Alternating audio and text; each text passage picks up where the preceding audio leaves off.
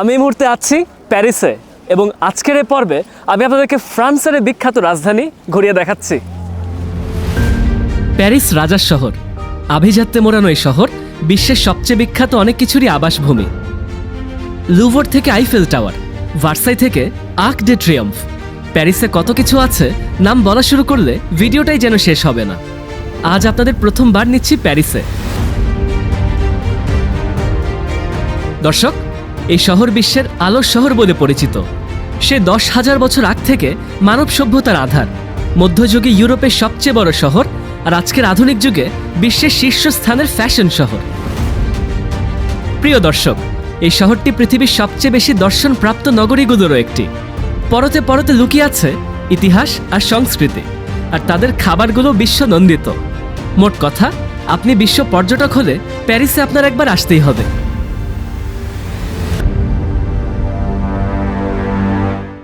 প্রিয় দর্শক, ফ্রান্স ভ্রমণ পর্বে আপনাদের সকলকে স্বাগত জানাচ্ছি। ফ্রান্সে যেহেতু যাচ্ছি, ফ্রান্সের বিশ্ববিখ্যাত একটা ট্রেন আছে, টিজিভি ট্রেন, যে ট্রেনে চড়ে আমার ফ্রান্সের যাত্রাটা শুরু হচ্ছে। প্রিয় দর্শক, আজকে ফ্রান্সে চলছি সুইজারল্যান্ডের জনপ্রিয় শহর জুরিক থেকে। জুরিক হফবানহফ স্টেশনে ফ্রান্সের এই বিশ্ববিখ্যাত ট্রেনটা এসে পৌঁছে গেছে, যেখান থেকে প্রায় 4 ঘন্টার কাছাকাছি একটা যাত্রাপথ পার করে গিয়ে পৌঁছাচ্ছি ফ্রান্সের রাজধানী প্যারিসে। এই যে আমাদের ট্রেন, যেটা ইতোমধ্যেই ছেড়ে দিয়েছে। আমার সিট এই পাশে পড়েছে, দেখেছেন? সিটের মান খুবই ভালো। এই যে ট্রেন ছেড়ে দিয়েছে দেখতে পাচ্ছি। ফ্রান্সের এই ট্রেনটা জগৎ বিখ্যাত। ফার্স্ট ক্লাস তো দেখেছেন, অনেক জায়গা আমরা দেখতে পাচ্ছি। এই দেখেন, মাঠ ঘাট ঘর বাড়ি পার করে চলছি। বাইরে খুব সুন্দর একটা আবহাওয়া এই মুহূর্তে আছে। প্রিয় দর্শক, আজকের এই রেলযাত্রাটা প্রায় 4 ঘন্টার। ফার্স্ট ক্লাসের এক পথের ভাড়া বাংলাদেশি টাকায় প্রায় 30,000 পড়েছে। চলতে হচ্ছে প্রায় 500 কিলোমিটার। সময়ে পথ বিবেচনায় ভাড়াটা একটু বেশি মনে হয়েছে, তবে সিটটা আরামদায়ক লেগেছে। ট্রেন থেকে বাইরের চমৎকার প্রকৃতি দেখতে ভালোই লাগছে।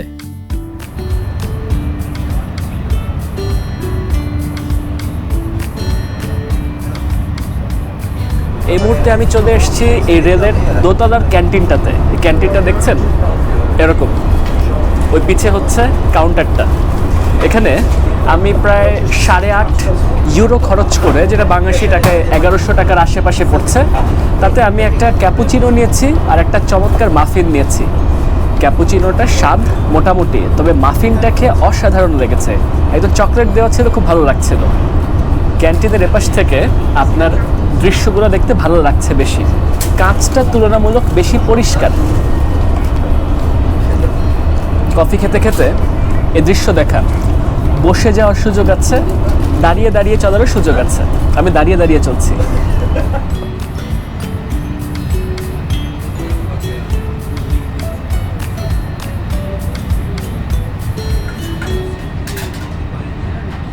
প্রিয় দর্শক, প্যারিসের আইফেল টাওয়ারের সামনে থেকে আপনাদের সকলকে স্বাগত জানাচ্ছি। আপনারা কি জানেন, প্যারিসের এই সুবিখ্যাত ইমারত কখনো স্থায়ীভাবে ফ্রান্সের মানচিত্রে থাকারই কথা ছিল না।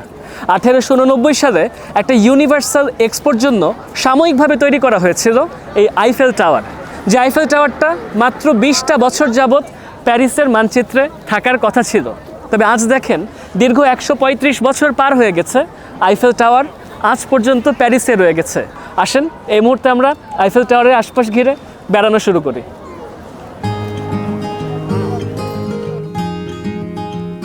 সেই 1889 সালের কথা। ফরাসি বিপ্লবের 100 বছর পূর্তি মুহূর্তে প্যারিসে একটা বিশ্ব বাণিজ্য মেলার আসর বসেছিল। 2 বছর লাগিয়ে আইফেল টাওয়ারকে সাময়িক স্থাপনা হিসেবে সেন নদীর কাছে দাঁড় করানো হয়েছিল। প্যারিসবাসী হয়েছিল বড্ড বেজার। রাজকীয় শহরে 7,300 টন লোহার জঞ্জাল মানুষ ভালো চোখে দেখেনি। তবে 984 ফুট উচ্চতার এই বিশাল মাইল ফলক মানুষকে অনেকটা গর্বিত করেছিল। দর্শক, কালে কালে টাওয়ারের উচ্চতা বাড়তে বাড়তে আজ 1083 ফুটে দাঁড়িয়েছে, মানে প্রায় 80 তলা সাধারণ ভবনের উচ্চতায় অধিষ্ঠিত সে। আর সেই যে সাময়িক স্থাপনা হিসেবে দাঁড় করানো হয়েছিল, সিদ্ধান্ত পাল্টে একদম স্থায়ীভাবে রেখে দেওয়া হলো এই আইফেল টাওয়ারকে। দর্শক, আইফেল টাওয়ারের পেছনের বাগান অঞ্চলে চলে এসেছি। ঠিক আমার সামনে বরাবর হচ্ছে উত্তর পাশ। আমি এখন দক্ষিণ পাশে চাম্প ডে মার্স অঞ্চল জুড়ে একটা সুবিশাল বাগান অঞ্চল ধরে হাঁটছি, যে বাগানটা বৃষ্টির ছিটে ফোটায় কিছুটা স্যাঁতস্যাঁতে ভাব তৈরি হয়ে গেছে। প্রিয় দর্শক, এই বাগানে মানুষজন নিজের পরিবারের সদস্য, নিজের পোষা প্রাণী, বিভিন্ন লোকদেরকে নিয়ে এসে এখানে বসে বসে এই আইফেল টাওয়ারের চমৎকার সুন্দর দৃশ্য দেখতে পাচ্ছে। তাদের সাথে সাথে আমরাও দেখছি। ভাবা যায় সে 1889 সালে এত উঁচু স্থাপনা তৈরি করা হয়েছিল। নিচ থেকে আইফেল টাওয়ারকে দেখতে অসাধারণ সুন্দর লাগছে। আমরা হেঁটে হেঁটে ঘুরে ঘুরে দেখছি।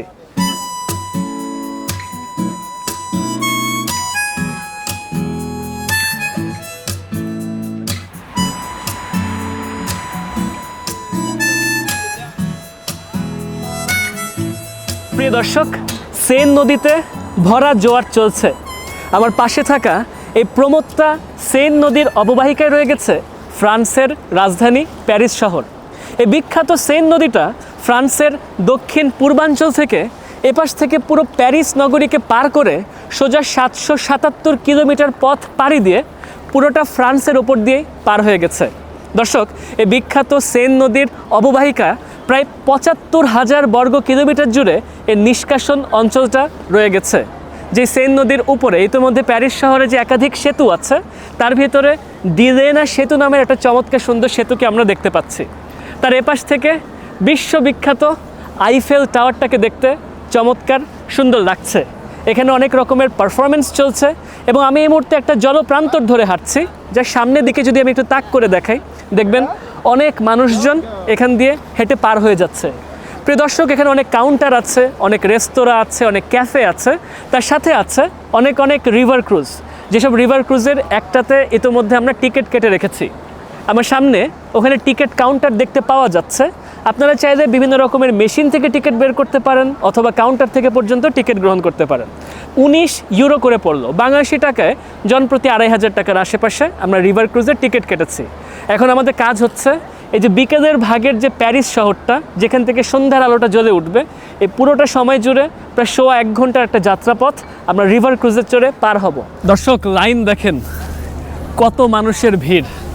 মানে এখন যদিও একটা বিকালের আমেজ চলছে, আমার মনে হচ্ছে ওই রিভার ক্রুজে উঠতে উঠতে আসলে সন্ধ্যা হয়ে যাবে, আকাশটা নীল হয়ে যাবে হয়তো। আই হাই, লাইনের তো শেষ নেই, একদম শেষ নেই। ওই মনে হচ্ছে সেই পর্যন্ত লাইন চলে গেছে, শেষমেশ এখানে লাইন পেলাম। ও ভাই, অনেক দূরে। রাকিবুল জার্মানিতে থাকে, জার্মানিতে পড়াশোনা করছো? জি, মাস্টার্স করছো। ইস্ট ওয়েস্ট ইউনিভার্সিটির থেকে গ্রাজুয়েট করে জার্মানি চলে এসেছিল আর কি। তো ওকে ডাক দিলাম, ও প্যারিসে চলে এসছে, আমার সঙ্গে টুকটাক একটু ভিডিও টিডিও করতে সাহায্য করছে। তো রাকিবুল এসে লাইন ধরেছে, দেখেন। আমি তো ভাবছি ওইখানে থেকে সরাসরি উঠে যাব, বুঝিনি এইখানে এসে দাঁড়াতে হচ্ছে। প্রায় ৩৫ মিনিট লাগলো এখানে লাইনে বোটের কাছে পৌঁছাতে। ইতোমধ্যেই এখান থেকে দেখছি আইফেল টাওয়ারে সন্ধ্যার বাতি জ্বলে উঠেছে, কি চমৎকার লাগছে। অবশেষে প্রায় ১.৫ ঘন্টার সময় লাগিয়ে আমরা একদম নৌকায় উঠে শেষ লাইনটুকু ঠেলছি। অতিবর্ষণে সেন নদী একটু বিপদ সীমায় পৌঁছেছে, তার উপর পর্যটকের উপচে পড়া ভিড়, সব মিলিয়ে বেশ দেরি হয়ে গেল।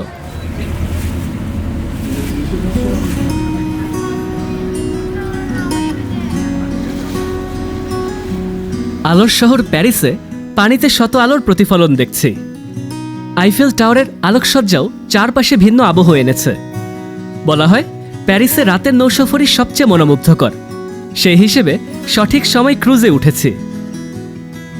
১ ঘন্টার সফর হবার কথা, তবে শুনছি নদী আজ উত্তাল, তাই পুরো পথ নাও যেতে পারে।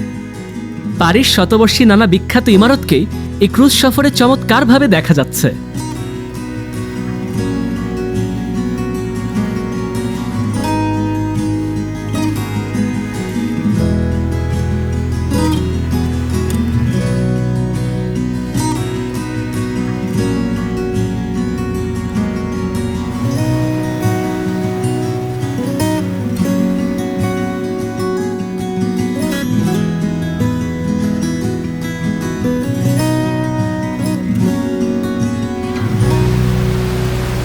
আমরা খোলা বারান্দা থেকে এইভাবে বাইরের দৃশ্যগুলোকে দেখতে পাচ্ছি।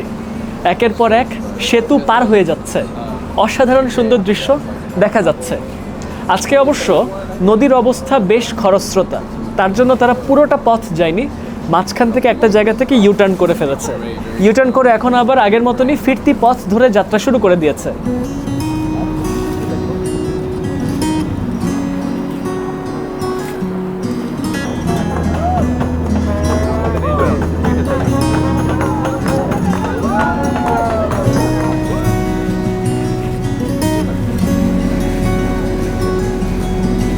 যেই ফেরি টার্মিনাল থেকে রওনা দিয়েছিলাম ঠিক একই বোট টার্মিনালে আবার এসে পৌঁছে গেছি। এখানে ফিনকি দিয়ে আইফেল টাওয়ারের মাথা দেখা যাচ্ছে, দেখতে খুবই ভালো লাগছে। পুরোটা যাত্রা অসাধারণ সুন্দর ছিল। 1 ঘন্টার থেকে মনে হচ্ছে কিছুটা কম সময় আমরা যাত্রা করলাম। কেমন ছিল? খুবই ভালো ছিল। ভালো ছিল না? অনেক ভালো লেগেছে। প্রতি সন্ধ্যা থেকে রাত 1টা পর্যন্ত আইফেল টাওয়ারের গায়ে এরকম ঝিলমিলে বাতি জ্বালানো হয়, যেন মনে হয় আইফেল টাওয়ারের গায়ে যেন তারা জ্বালিয়ে দেওয়া হয়েছে। এই মুহূর্তে দর্শক, আমি এখানে দাঁড়িয়ে দাঁড়িয়ে প্রতি ঘন্টার শুরুতে যে 5 মিনিটের জন্য যে আইফেল টাওয়ারটা জ্বলে ওঠে তার দৃশ্যটা দেখতে পাচ্ছি।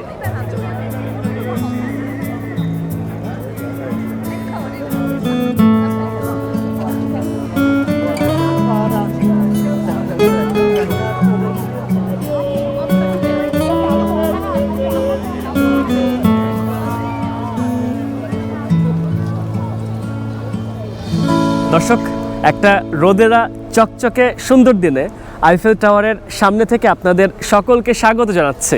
প্রিয় দর্শক, আজকে আমি আপনাদেরকে শেষমেশ আইফেল টাওয়ারের ওপরে ওঠাতে নিয়ে যাচ্ছি। আমরা চাইলে আইফেল টাওয়ারের ঠিক নিচ বরাবর ওখানে কিছু টিকিট কাউন্টার আছে।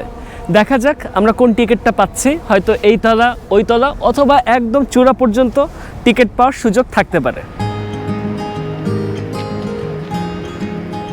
আইফেল টাওয়ারের চারপাশে 5000 একর সমপরিমাণ বাগান অঞ্চল আছে।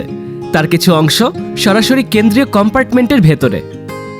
এই অংশে ঢুকতে আপনাকে একটা নিরাপত্তা তল্লাশি পার করতে হবে। বাগান দেখতে যতটা না আকর্ষণীয়, তার চেয়ে অনেক বেশি ভালো লাগে একদম নিচ থেকে টাওয়ারকে দেখতে। পাশাপাশি 410 ফুট করে এর প্রস্থ আছে। এই দেখেন, আইফেল টাওয়ারের চূড়া দেখতে পাওয়া যাচ্ছে। আইফেল টাওয়ারের অনেক পদের টিকিট হয়ে থাকে, একটু বোঝাই বলার চেষ্টা করি। দেখেন, আমার নিচ থেকে ওপর বরাবর 187 ফুট উচ্চতায় ফার্স্ট ফ্লোরটাকে দেখা যাচ্ছে। আপনি চাইলে ফার্স্ট এবং সেকেন্ড ফ্লোরের গুচ্ছ টিকিট কাটতে পারেন। সেটা আপনি চাইলে লিফটে অথবা সিঁড়িতে চড়ে ওঠার সুযোগ পেতে পারেন। তার পাশাপাশি একদম চূড়া পর্যন্ত 900 ফুটেরও বেশি উচ্চতায় যে অবজারভেশন ডেকটা আছে সেই পর্যন্ত ওঠার পর্যন্ত সুযোগ আছে। আপনি চাইলে সেটারও টিকিট কাটতে পারেন, প্রথম অংশটা লিফট অথবা সিঁড়িতে এবং পরবর্তী অংশটা অবশ্যই লিফটে চড়ে। এখন দেখা যাক, আমরা চারপাশে সিঁড়ি এবং লিফটের বিভিন্ন পদের টিকিট কাটার লাইন দেখতে পাচ্ছি। যে কোনো একটাতে গিয়ে ঢুকে যাই, তারপর আমরা উপরের দিকে যাওয়া শুরু করছি। লিখে রেখেছে টিকিট অফিস এলিভেটর অনলি। এই পথে যেতে হচ্ছে। এখান থেকে কত ভিড়! আমরা এখন টিকিট কাউন্টারের কাছে চলে এসেছি। এখানে পৌঁছাতে 35 থেকে 40 মিনিটের মতন লাগলো। লম্বা লাইন ঠেলে এই পর্যন্ত এসে পৌঁছেছি। একটু নিরাশ হলাম, টাওয়ারের সর্বোচ্চ চূড়ার টিকিট এখন বেচা বন্ধ আছে, তাই একমাত্র সেকেন্ড ফ্লোর পর্যন্ত উঠতে পারছি। 22.5 করে এক একজনের টিকিট কেটেছি। 22.5 ইউরো বাংলাদেশি টাকায় গিয়ে দাঁড়াচ্ছে আপনার 3000 টাকার আশেপাশে। এই মুহূর্তে একটা সিকিউরিটি স্ক্যানিং পার করে আমরা আইফেল টাওয়ারে ইতোমধ্যে প্রবেশ করেছি। দেখেন, সিঁড়ি বেয়ে উঠছি। এই যে এভাবে করে উঠতে হচ্ছে। নিচে দেখেছেন কীরকম লাগছে দেখতে সব কিছু? এই যে দেখতে পাচ্ছি আমাদের লিফটটা নামছে, এই যে নিচের দিকে নেমে যাচ্ছে। হাইড্রোলিক সিস্টেম ব্যবহার করে সেই 1889 সালেই ইনারা আইফেল টাওয়ারে লিফট অপারেট করেছিলেন। 1889 সাল থেকে এখানে এই রকমের এলিভেটর চলছে। প্রিয় দর্শক, আমরা এখন যে তলায় যাচ্ছি সে 1889 সালে সাধারণ মানুষ সর্বোচ্চ ওই পর্যন্ত উঠতে পারত, অর্থাৎ 377 ফুট। তার নিচে অর্থাৎ 187 ফুটে প্রথম তলা অবস্থিত, যেখানে সিঁড়ি অথবা লিফটে চড়ে নেমে আসতে পারবো।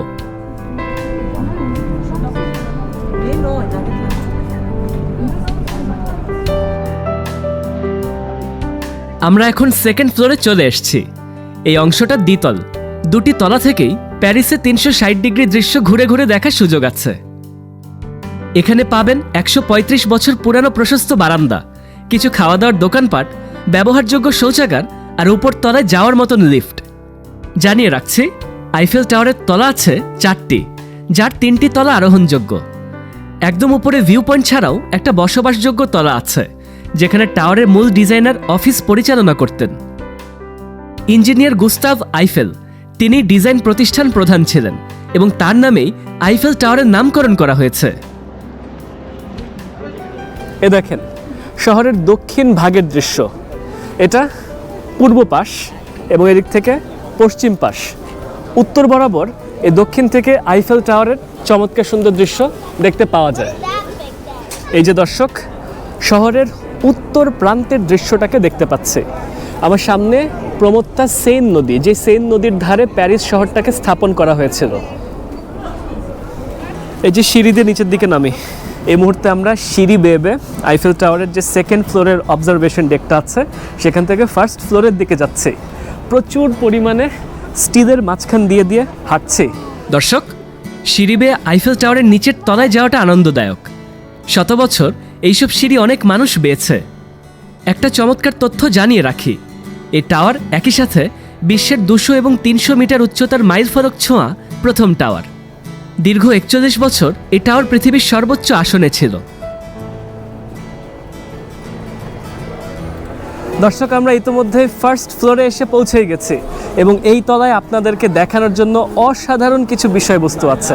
এখানকার সবচেয়ে আকর্ষণীয় ব্যাপারটাই হচ্ছে কাঁচের মেঝে, অর্থাৎ আপনি কাঁচের এই অবজারভেশন ডেক থেকে হেঁটে হেঁটে নিচের পুরো দৃশ্য দেখতে পাচ্ছেন। দেখেন, এই যে আইফেল টাওয়ারের মধ্যিখানের জায়গাটা, ওই যে আইফেল টাওয়ারের চূড়া দেখতে পাচ্ছি, আর একদম নিচে দেখেছেন কত কত মানুষ নিচ দিয়ে হেঁটে হেঁটে যাচ্ছে।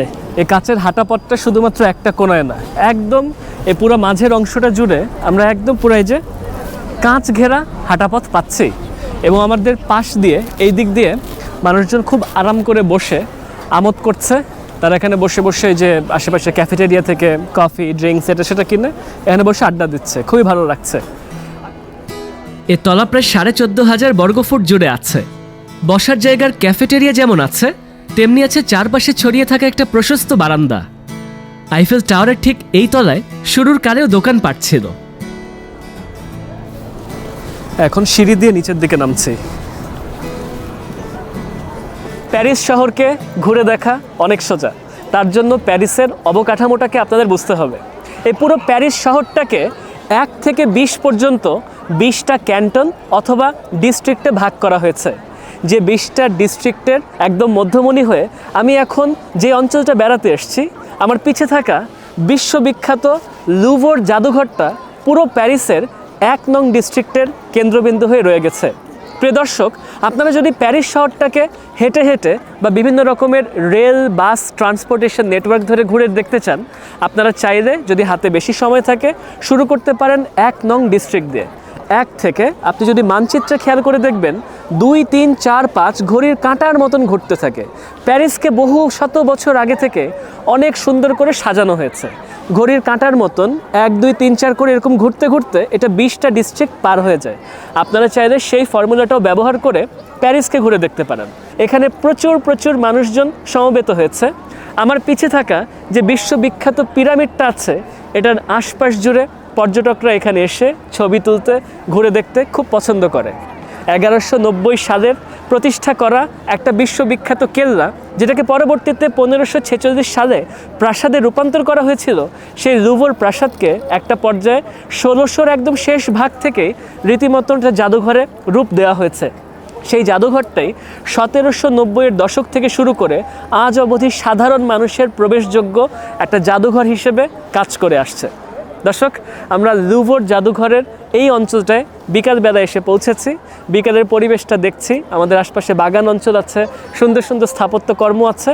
এগুলো দেখতে দেখতে আমরা নিজেরা হেঁটে হেঁটে ঘুরে দেখছি, আপনাদেরকেও দেখাচ্ছি।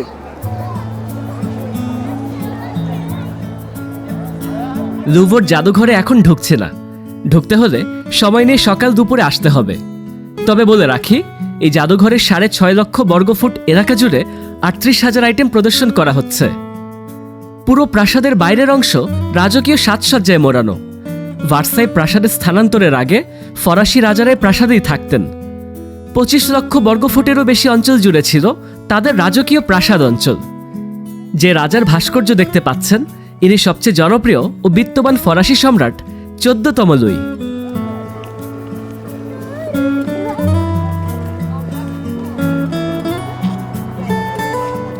দর্শক, একবার পশ্চিম দিকে হাঁটা ধরে দেখতে পাবেন বড় আকৃতির বিজয়ী খিলান। নাম হলো আর্ক ডে ট্রিয়ম্ফে ডু ক্যারাউসেল। সম্রাট প্রথম নেপোলিয়ন কিছু যুদ্ধ জয়ের নিশানা হিসেবে এটি টিউলেরিজ প্রাসাদের সামনে স্থাপন করেছিলেন। আজ সে টিউলেরিজ প্রাসাদের কোনো অস্তিত্ব নেই, তবে রয়ে গেছে সে বিখ্যাত প্রাসাদের একটা সুবিখ্যাত বাগান অঞ্চল।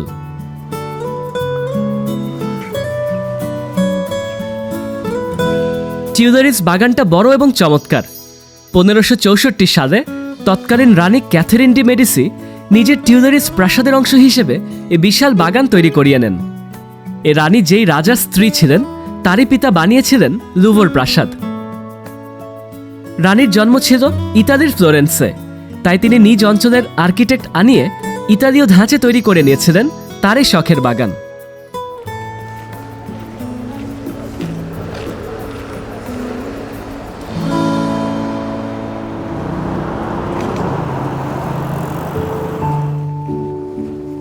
সন্ধ্যার প্যারিসে বাতি জ্বলে উঠেছে।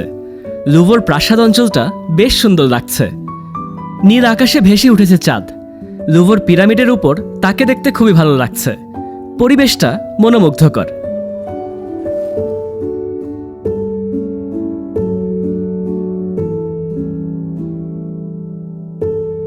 এখন যে পথটা ধরে হাঁটছে এটা রিউ ডে রিভলি নামের একটা জনপ্রিয় সড়কের দিকে চলে যায়। এ পথটা কিন্তু লুভর প্রাসাদের ভেতর দিয়ে চলছে। সবচেয়ে চমৎকার ব্যাপার হলো এখানে বিভিন্ন কাঁচের আচ্ছাদন থেকে লুভরের ভেতরের দৃশ্য দেখা যাচ্ছে। দর্শক, আসেন আপনাদেরকে আমাদের রাতের খাবারটা একটু দেখাই। আমরা মূলত থাকছি আমার এক বন্ধুর বাড়িতে, যার জন্য আপনাদেরকে এইবারের যাত্রায় কোনো হোটেল রিসোর্ট কিছু দেখাচ্ছি না। তো আমি সান মোর ক্রিতাই নামের একটা ট্রেন স্টেশনের কাছাকাছি থাকছি, যেটা প্যারিস শহরের কেন্দ্র থেকে আপনার ধরেন যে আধা ঘন্টা 40 মিনিটের দূরত্বে আছে। এখানে তাভা নামের একটা রেস্তোরাঁ আছে, যেটা খুব সুন্দর হালাল, এটা মনে হচ্ছে টার্কিশ রেস্তোরাঁ হবে, বাংলাদেশি কর্মচারী পর্যন্ত আছে। আমরা যে খাবারগুলো খাচ্ছি 82 টাকা ধরেন 2-2,500 টাকার ভেতরে আমরা দুজন মোটামুটি ভরপেট খাওয়া দাওয়া করতে পারছি। সকালবেলার খাওয়াটা আমরা ঘরের ভেতর করে নিই, ওই রুটি বান এগুলো যা যা আছে সাধারণ ব্রেকফাস্ট, আর রাতের খাবারটা আমরা একটু ভরপেট করার চেষ্টা করি। তো এখানে আমরা যে কাবাবটা নিয়েছি, তিনি এসসিএতে ক্রেপ বা এরকম কিছু একটা, আমি নামটা মনে করতে পারছি না, এটা 13 ইউরো করে পড়ছে, 82 টাকায় 1750 টাকার আশেপাশে। তার মাধ্যমে প্রচুর পরিমাণে মাংস আসে। আমি ইতিমধ্যে অনেকখানি খেয়ে ফেলেছি। আসলে এটা পুরো ভর্তি থাকে। দুজন মানুষ আমরা মিলেমিশে খাচ্ছি। তার পাশাপাশি এটার সঙ্গে বান আসে এবং একটা ড্রিঙ্কস পর্যন্ত আসে। তাছাড়া আমরা আরও 5.5 ইউরো খরচ করে এখানে নাগেটস নিয়ে নিয়েছি। সে নাগেটসটা আসে হচ্ছে 6 পিস চিকেন নাগেটস আর কি। তো সব কিছু মিলেমিশে প্রায় 82 ধরেন 2,500 টাকার কাছাকাছি একটা বিল আসছে। খুব স্বাচ্ছন্দ্যে আমরা এখানে খাওয়া দাওয়া করছি। যদি এদিকে আসেন, বাংলাদেশি নাকি অনেকে এখানে বেড়াতে আসে, আপনারাও চাইলে এখানে এসে খাওয়া দাওয়া করে যেতে পারেন।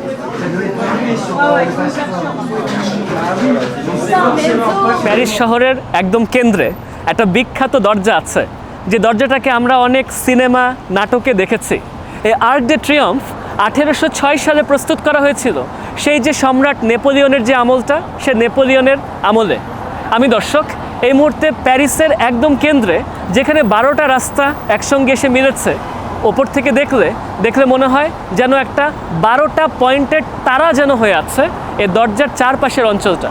এই মুহূর্তে আমি আপনাদেরকে এটার নিচ থেকে সিঁড়ি বেয়ে অথবা লিফট বেয়ে কোনো না কোনো উপায়ে একদম উপরের দিকে নিয়ে যাব, এবং ছাদ থেকে প্যারিস শহরটাকে দেখতে কেমন লাগে তা আমি আপনাদেরকে দেখাবো। পুরো পৃথিবীর সবচেয়ে বিখ্যাত বিজয় খিলান এই আর্ক ডে ট্রিয়ম্ফ। 30 বছর লাগিয়ে সম্রাট নেপোলিয়ন একে 1800 শতকে নির্মাণ করিয়ে নিয়েছিলেন। একে দরজা ভাবতে পারেন এই হিসেবে যে কিছু বিখ্যাত ব্যক্তির ভেতর দিয়ে পার হয়েছে। প্রস্থে 148 ফুট আর উচ্চতায় 164। বিশাল এই বড় দ্বার 1836 সালে খুলে দেওয়া হয়েছিল। সম্রাট নেপোলিয়নের নেতৃত্বে বিভিন্ন যুদ্ধ জয়ের নিশানা হিসেবে নিহত সৈনিক জেনারেলদের স্মরণে একে প্যারিসের রাজভূমিতে স্থাপন করা হয়েছিল। নিহতদের স্মরণে একটি অগ্নিশিখাও স্থাপন করা হয়েছিল।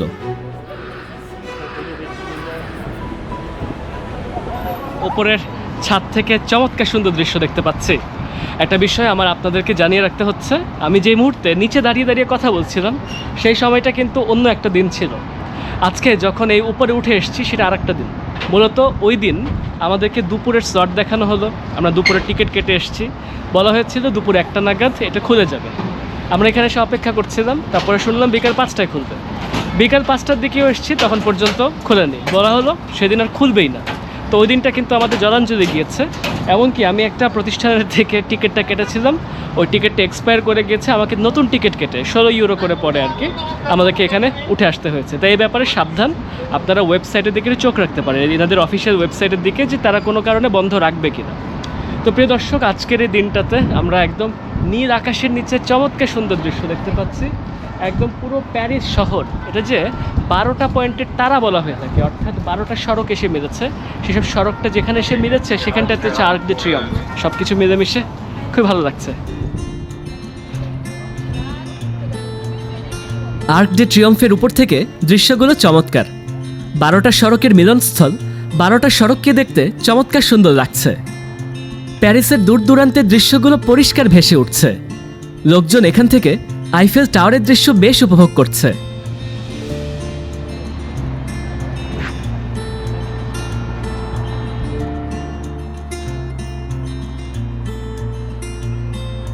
দর্শক, এই আর্ক ডে ট্রিয়ম্ফের ওপর থেকে দিনের পাশাপাশি রাতের দৃশ্যগুলো দেখতে অসাধারণ সুন্দর লাগছে। আমি এই মুহূর্তে এখান থেকে দেখতে পাচ্ছি প্যারিস শহরের চমৎকার সুন্দর রাতের দৃশ্য। আমার সামনে থাকা আইফেল টাওয়ারও রাতের আলোয় ঝিলমিল করে জ্বলছে। পুরোটা দেখতে চমৎকার সুন্দর লাগছে।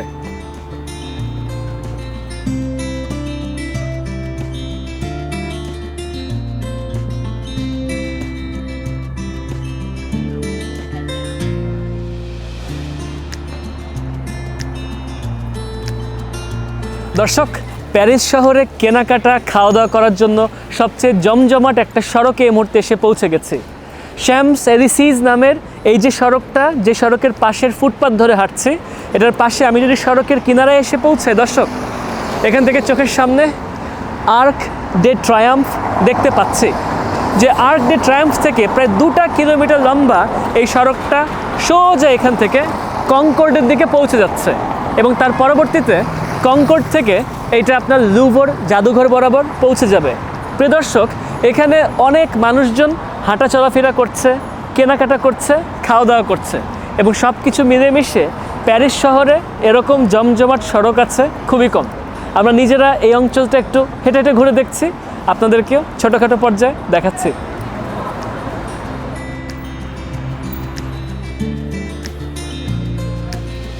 প্যারিসের শ্যামস এলিসিস সে 1670 সালেই তৈরি, তবে 1710-এ এই সড়কটা পূর্ণতা পেয়েছে। ধীরে ধীরে রাজ সড়ক থেকে সাধারণ মানুষের ব্যবহারের উপযুক্ত করে তোলা হয়েছে। আজ সড়কটি 230 ফুট প্রশস্ত। থিয়েটার, রেস্তোরাঁ, ক্যাফেটেরিয়া দিয়ে চারপাশটা মুখরিত।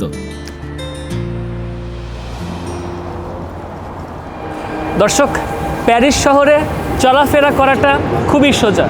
তার জন্য আছে প্রচুর পরিমাণে মেট্রো, রেল, বাস নেটওয়ার্ক। আপনি যদি প্যারিসে চলাফেরা করতে চান তাহলে অবশ্যই এই রকমের ছোট বড় বিভিন্ন রকমের মেট্রো আরিয়ার স্টেশনের সম্মুখীন হতে পারেন।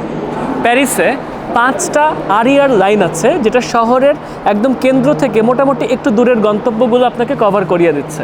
তার পাশাপাশি এই শহরে জালের মতন ছড়িয়ে আছে 16টা মেট্রো লাইন, যেগুলো 300-র উপরে বিভিন্ন রকমের স্টেশনের সঙ্গে সংযোগ স্থাপন করে দিয়েছে। প্রিয় দর্শক, প্যারিসে চলাফেরা করতে গেলে আপনাকে বুঝতে হবে আপনি কোন জোনে আছেন। মেট্রো M1 থেকে M16 পর্যন্ত আপনি আপনার বোর্ডে অনুসরণ করতে পারেন। তার পাশাপাশি 5টা আরিয়ার লাইন আছে, যেগুলো আরিয়ার A, B, C, D, E, এগুলো আরিয়ারের সাথে আপনার ইন্টারচেঞ্জ পড়তে পারে। তার পাশাপাশি বিভিন্ন রকমের বাস নেটওয়ার্ক আছে। আপনার কত মূল্য চার্জ হবে তা অনেকটা নির্ভর করছে আপনি কোন জোনের ভিতরে চলাফেরা করছেন। চাইলে আপনি জোন পাসগুলো কিনে নিতে পারেন। যেমন আমি যদি দেখাই, আমার হাতে আছে ন্যাভিগো পাস। এই ন্যাভিগো পাসে আপনি চাইলে ডে পাসটাকে ভরে ফেলতে পারেন। 2 ইউরো দিয়ে ন্যাভিগো পাস কেনা যায়, এবং ডে পাস আপনি মোটামুটি 11 ইউরো করে নিয়ে নিতে পারছেন। 11, 11.5 পড়ছে। তার মাধ্যমে আপনি সারাদিনের ভিতরে আমি 11তে জোন 1 থেকে জোন 3 পর্যন্ত কিন্তু চলাফেরা করতে পারছি আনলিমিটেড।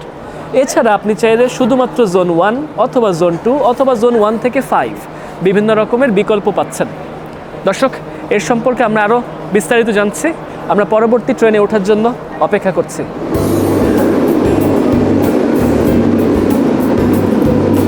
প্যারিসের আরিয়া ট্রেনগুলো চমৎকার। মূল শহর থেকে বৃহত্তর প্যারিসে যাবার সেরা কমিউটার ব্যবস্থা এগুলো। তবে মূল প্যারিসে চলতে মেট্রো রেলের কোনো তুলনা নেই।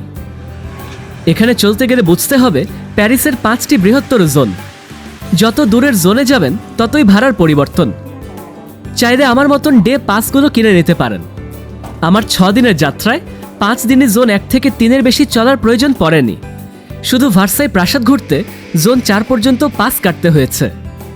বেশিরভাগ পর্যটন আকর্ষণই প্রথম 2 জোনে কভার হয়ে যায়। পাস থাকলে বাস ট্রেনে সীমাহীন চলাফেরা করতে পারবেন। মেশিনগুলো ব্যবহারযোগ্য, তবে একটু ধোঁকা দিতে পারে। সবচেয়ে ভালো হয় স্টেশনের কাউন্টার থেকে সরাসরি সেবা নিতে। আরেকটা জিনিস, ভুলেও নিজের অনলাইন অ্যাকাউন্ট দিয়ে একাধিক পাস কিনবেন না। মনে রাখবেন, আপনার অনলাইন অ্যাকাউন্টে কেনা পাস শুধু আপনার জন্যই প্রযোজ্য, তাই একটা কিনেন আর 10টা।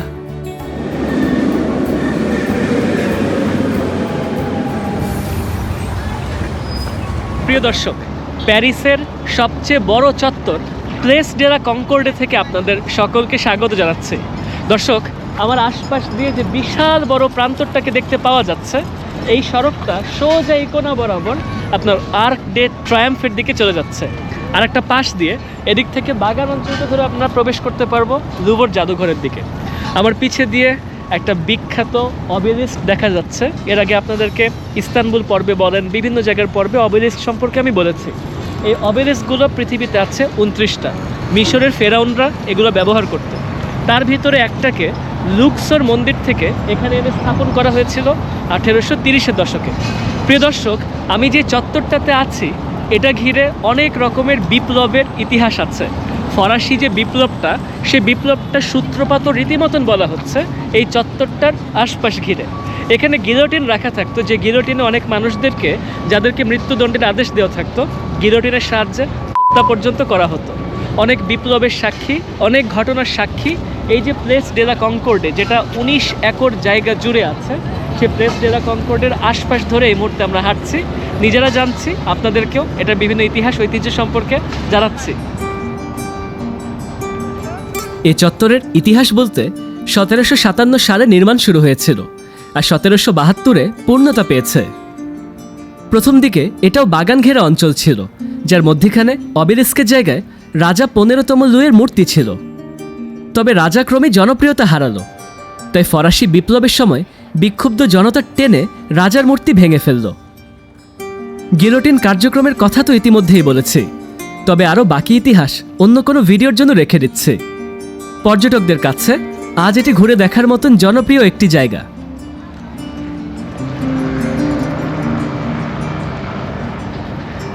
দর্শক, আমার পিছে প্যারিসের সবচেয়ে বেশি দর্শনপ্রাপ্ত পর্যটন কেন্দ্র নটরডেম ক্যাথিড্রাল, যেটা 1163 সালে নির্মাণ কাজ শুরু হয়ে 1345 সালে এর নির্মাণ কাজ শেষ হয়েছিল। আজ থেকে প্রায় 750 বছর আগে প্রতিষ্ঠা হওয়া এই বিশ্ববিখ্যাত ক্যাথিড্রালটাকে দেখার জন্য প্যারিসে বছরে প্রায় 2 কোটির কাছাকাছি মানুষ বেড়াতে আসে। প্রিয় দর্শক, 2019 সালে একটা বিশাল বড় অগ্নিকাণ্ডের ঘটনা ঘটেছিল, যখন থেকে এই নটরডেম ক্যাথিড্রালটাকে বন্ধ করে দেওয়া হয়েছে। এখন অবধি আমি যেই সময় বেড়াতে এসেছি, অর্থাৎ 2024 সালেরও একদম শেষ ভাগ নাগাদ, তখন পর্যন্ত আমি দেখতে পাচ্ছি বাইরে দিয়ে নির্মাণ কাজ চলছে, সংস্কারের কাজ চলছে। আশা করা যাচ্ছে 2024-এর একদম শেষ ভাগ এটা চালু হয়ে যাবে। এটা আশপাশ দিয়ে হেঁটে হেঁটে এই চমৎকার সুন্দর অঞ্চলটা ঘুরে ঘুরে দেখছি।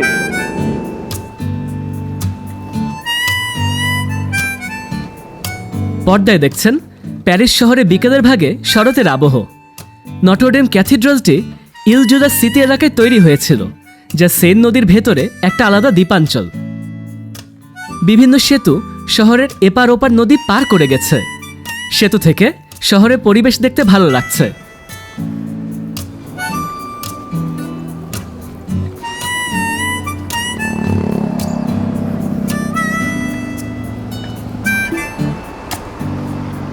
দর্শক, রাতের প্যারিস শহর মোহময়ী। রাতের প্যারিসে মিটিমিটি বাতি জ্বালানো হয়ে থাকে, তার মাঝে দিয়ে হেঁটে বেড়াতে চমৎকার একটা অনুভূতি তৈরি হয়। প্রিয় দর্শক, প্যারিসকে সত্যিকার অর্থেই আলোর শহর বলে কিন্তু আমরা চিনে থাকি। আমার মনে হয় যে মানুষ প্যারিস বেড়াতে আসলো, তবে প্যারিসকে সন্ধ্যার পরের সময়টা দেখলো না, তার হয়তো কিছু একটা দেখা বাদ রয়ে গেল। দর্শক, আমি এখন প্যারিসের হোটেল দ্য ভিল মেট্রো স্টেশনের কাছে। এখানে যে নটরডেম ক্যাথিড্রালটা আছে তার আশপাশ জুড়ে এখানকার যে চমৎকার সুন্দর প্রান্তরটা আছে, এদিক দিয়ে অনেক দোকানপাট আছে, কেনাকাটা, খাওয়া দাওয়া সহ বিভিন্ন রকমের কর্মসূচি আপনি এখানে করতে পারছেন। এবং আরেকটা জিনিস করতে পারছেন, এখানকার অসাধারণ সুন্দর এই চত্বর ধরে হেঁটে বেড়াতে পারছেন। আমি নিজে হেঁটে হেঁটে ঘুরে দেখছি, নিজে দেখছি, আপনাদেরকেও দেখাচ্ছি।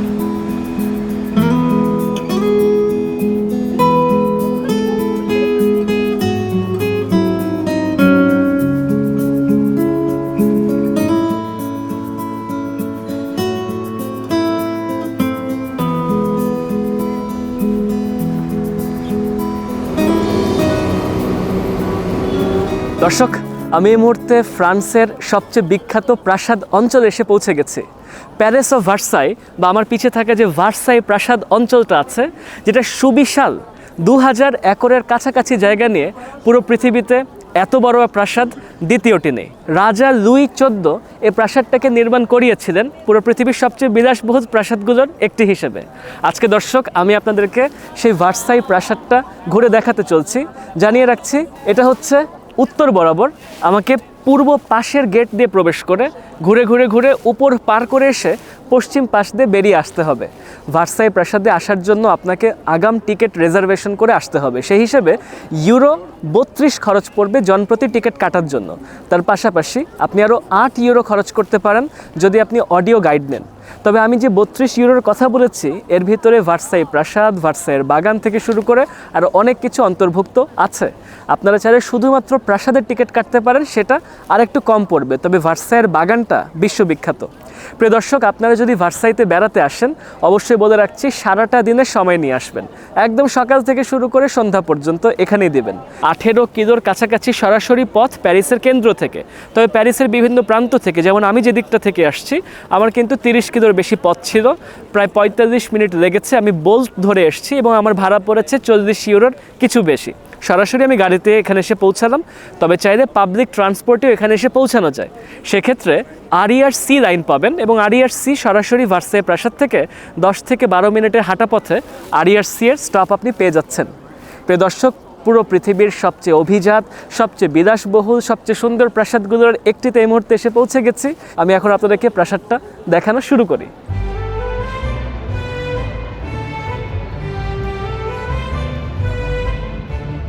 ভার্সাই প্রাসাদকে মূল্যবানের পাশাপাশি অমূল্যবান প্রাসাদও ধরা হয়ে থাকে। তবে মূল্য জুড়ে দিলে আজ একে $51 বিলিয়ন পরিমাপ করা হয়। অঙ্কটা বোঝালে 34টা বুর্জ খলিফা ভবন সমপরিমাণ মূল্যের এটি। 700-র বেশি কামরা, 60টি সিঁড়িঘর, প্রায় 90টি অফিস আর বিরাট বিরাট সব আয়োজন নিয়ে পুরো পৃথিবীতে ভার্সাইয়ের তুলনা কেবল ভার্সাই।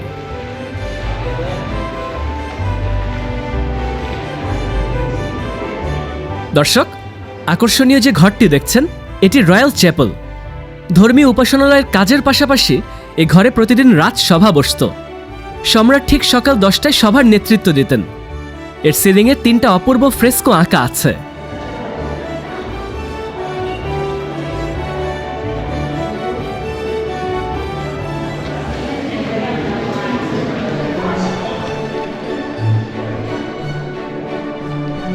সম্রাট 13তম লুই এখানে শিকার করতে আসতেন। বাবার সাথে এখানে অনেকবার এসেছেন 14তম লুই। নিজে সম্রাট হবার পর 14তম লুই লুভর থেকে রাজকার্য সরিয়ে ভার্সাই প্রাসাদে নিয়ে আসেন। গড়ে তোলেন তিলোত্তমায় শিল্পকর্ম। এক একটি ঘর এক এক রকম বিলাসিতায় পূর্ণ। মূল্যবান মার্বেল, সোনা, উন্নত কাঠ, পেইন্টিং, অভিজাত সব আসবাবপত্র আর নানাবিধ অলঙ্কারে সাজানো হয়েছিল প্রাসাদের এক একটি কামরা।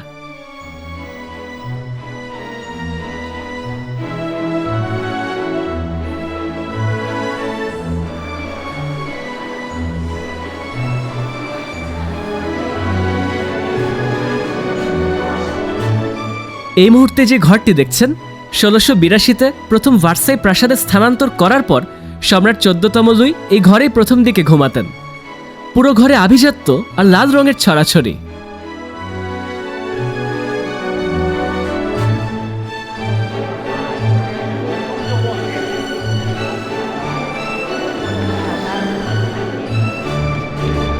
দর্শক, আমি এই মুহূর্তে প্রাসাদের সবচেয়ে বিখ্যাত ঘরটাতে এসে পৌঁছে গেছি।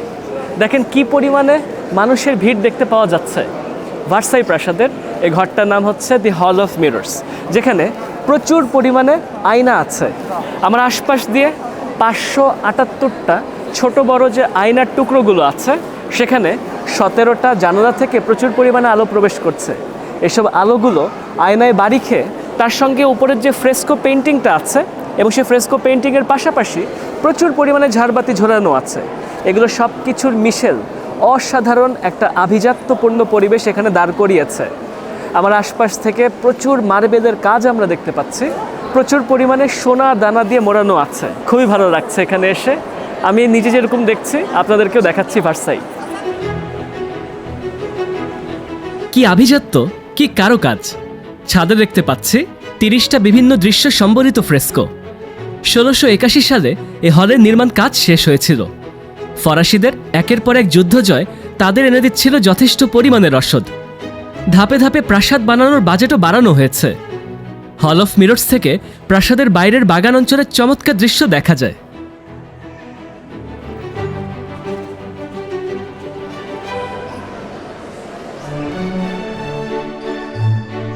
এখন দেখতে পাচ্ছেন রাজার প্রাইভেট বেড চেম্বার। রাজার একটা আলাদা অ্যাপার্টমেন্ট ছিল, তবে 1701 সালে বসার ঘরকে পাল্টে রাজা 14তম লুই এই ঘরকে শোবার ঘর ঠিক করেন। এই ঘর থেকে খুব সহজেই হল অফ মিরর্সে গিয়ে পৌঁছানো যায়।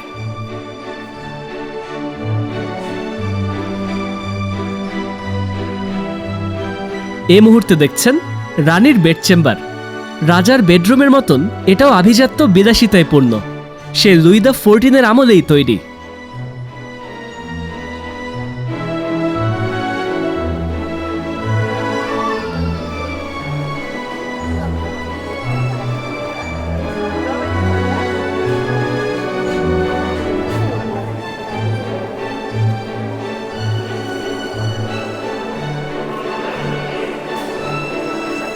দর্শক, ভার্সাই প্রাসাদ বেড়াতে আসছে, এখানে ঘুরে দেখার সবচেয়ে আকর্ষণীয় বিষয়বস্তুগুলোর ভিতরে একটা, চোখ বন্ধ করে, এটার পার্ক অঞ্চল। এখানে পার্ক এবং বাগান হিসেবে আলাদা আলাদা অঞ্চল আছে। আমার চোখের সামনে দিয়ে চমৎকার সুন্দর বাগান দেখছি এবং ওই দূরে পার্ক দেখতে পাওয়া যাচ্ছে। হাজার হাজার একর জায়গা জুড়ে আছে এরকমের সবুজ প্রান্তর। প্রিয় দর্শক, আপনারা চাইলে এগুলো সব কিছুরই আলাদা আলাদা ছোটো ছোটো করে টিকিট কাটতে পারেন। তার পাশাপাশি আমার মতন একদম পুরোটা প্যাকেজ টিকিট কেটে নিতে পারেন। আমি এখানে দাঁড়িয়ে দাঁড়িয়ে শুনতে পাচ্ছি ওই পাশ থেকে সঙ্গীতের আওয়াজ শোনা যাচ্ছে। তার মানে ওপাশে হয়তো কোনো রকমের পরিবেশনা অথবা উপস্থাপনা চলছে, নিচে গেলে বুঝতে পারবো।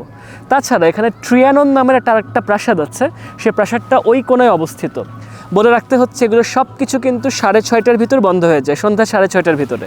অবশ্যই 6টার ভিতরে আপনাকে এসবে প্রবেশ করতে হবে। তবে পুরো অঞ্চলটা ঘুরতে আপনি সকালে আসেন, তারপর সারাটা দিন একটু একটু করে ঘুরে দেখতে থাকেন। পার্ক অঞ্চলটা মনে হয় 8টা পর্যন্ত চালু থাকছে, রাত 8টা পর্যন্ত বলছি আর কি। তো দর্শক, আসেন এই বিখ্যাত পার্ক অঞ্চলটা আপনাদেরকে অল্প কিছুক্ষণ ঘুরে ঘুরে দেখাই।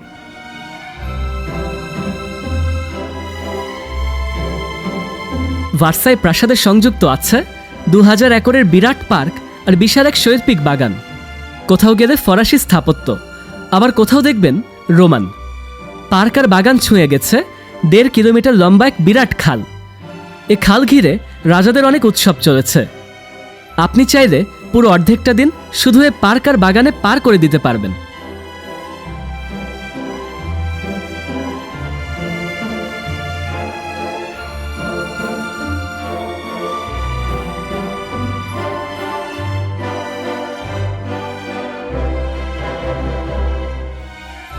দর্শক, ভার্সাই প্রাসাদে ঘুরতে ঘুরতে আজকের পর্ব এখানে শেষ করছি।